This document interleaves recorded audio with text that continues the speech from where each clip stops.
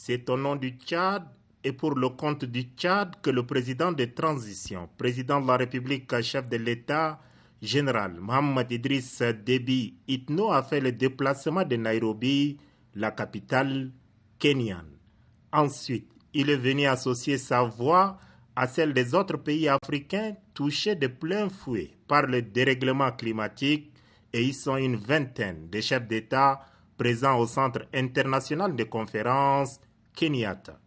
Tout a commencé par une séance à huis clos de plus de 2 heures où les chefs d'État ont affiné dans les moindres détails la déclaration de Nairobi devant servir de bréviaire pour le continent à la prochaine conférence des Nations Unies sur le changement climatique, COP28, qui aura lieu fin novembre à Dubaï, aux Émirats arabes unis.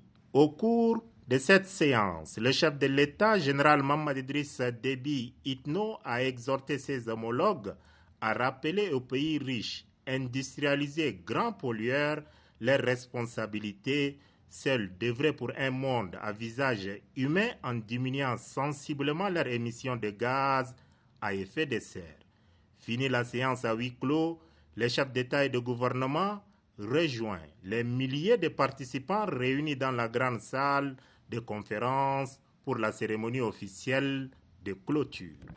Intervenant pour la circonstance, le président de la Commission de l'Union africaine, Moussa Faki Mahamat, portera à la connaissance de l'assistance que la déclaration de Nairobi sur le climat a été adoptée unanimement et par acclamation par les chefs d'État et de gouvernement.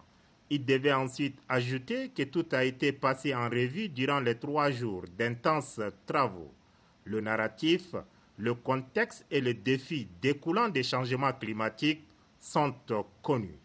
Mettant un terme aux travaux, le président hôte William Ruto annonce que des milliards de dollars d'investissement en faveur de l'Afrique avaient été promis au cours de ces 3 jours de sommet. Soyez remerciés pour vos efforts en faveur d'un futur meilleur pour l'Afrique et l'humanité. L'Afrique est le futur du monde, dira-t-il. Désigné par ses pairs, champion pour le climat en Afrique, le président kenyan promet qu'il assumera cette charge avec honneur et dévotion. Bon à savoir, la déclaration de Nairobi sur le climat qui sera transmise à la COP28 instaure un taxe carbone mondial, la création de nouveaux droits de tirage spéciaux du FMI pour le climat à la hauteur de ce qui avait été alloué aux pays pauvres face à la COVID-19, etc. C'est par un chant dédié à l'événement suivi d'une intervention du président kenyan William Ruto que la cérémonie riche en sons et en couleurs s'est achevée.